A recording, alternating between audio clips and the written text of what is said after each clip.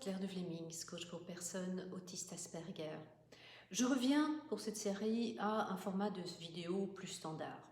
Et cette série, je vais la consacrer au concept de l'alignement. Alors, le concept de l'alignement, je vous en ai parlé dans les précédentes vidéos, et peut-être que vous vous demandez ce que cela veut dire. Aligner, aligner par rapport à qui, aligner par rapport à quoi, et puis surtout, pourquoi être aligné. Et puis, quelqu'un dans un commentaire m'a aussi demandé de parler du concept de congruence. Et c'est un concept qui est encore plus large que le concept de l'alignement, et donc j'en parlerai dans une prochaine série. Le concept de l'alignement se base sur une pyramide de besoins qui est appelée les niveaux logiques, et cette pyramide a été développée par Robert Dilts et Gregory Bateson dans les années 1960. Et ces deux psychologues étaient les pionniers de la programmation neurolinguistique. Alors, globalement, on peut dire qu'on est aligné quand on a trouvé sa voie. Enfin, comme vous le verrez, ça, c'est extrêmement global. Trouver sa voie réelle, c'est pas évident quand on est jeune. On est influencé par ses parents, on est influencé par ses amis, on est influencé par son environnement. Et souvent, on pense qu'on a bien choisi. Et puis, quand on avance dans la vie, et tout à coup, on se retrouve confronté avec des choix qui n'ont pas vraiment été les nôtres. Et là, deux possibilités s'ouvrent à nous. Soit on se rend compte qu'on n'est plus sur la bonne voie, et je ne voudrais pas parler de méprise, de dire qu'on s'est trompé de voie, parce que toutes les expériences de vie sont formatrices.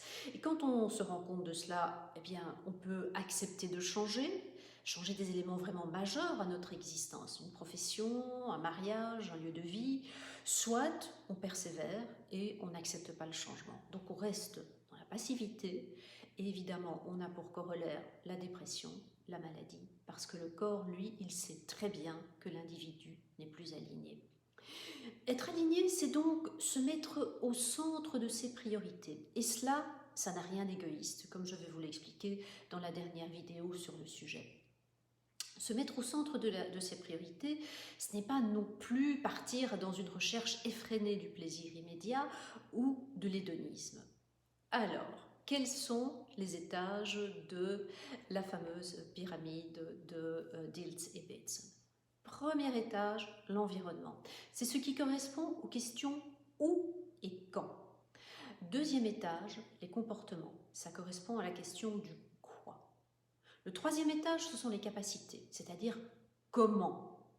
Au quatrième étage, on va trouver les valeurs et les croyances. Donc ça, c'est la question du pourquoi. Au cinquième étage, il y a l'identité, qui suis-je? Et au sixième et dernier étage, le transpersonnel, c'est la question du quoi d'autre. Et donc nous avons besoin d'être alignés entre tous ces étages, mais nous avons aussi besoin d'être alignés dans les trois sphères de l'existence, à savoir le professionnel, le social, le privé, et j'ai même envie d'ajouter l'intime, la manière dont on se vit soi-même. Et puis nous avons également besoin d'être alignés dans les 4 niveaux d'énergie, à savoir le physique, l'émotionnel, l'intellectuel et le spirituel. Et en coaching, on travaille tout le temps avec cette pyramide, soit du bas vers le haut, soit du haut vers le bas. Voilà, ceci termine cette vidéo. Dans la prochaine vidéo, je vous parle des 2 premiers niveaux. Entre-temps, je vous souhaite une belle journée, une belle soirée, puis je vous dis à très bientôt.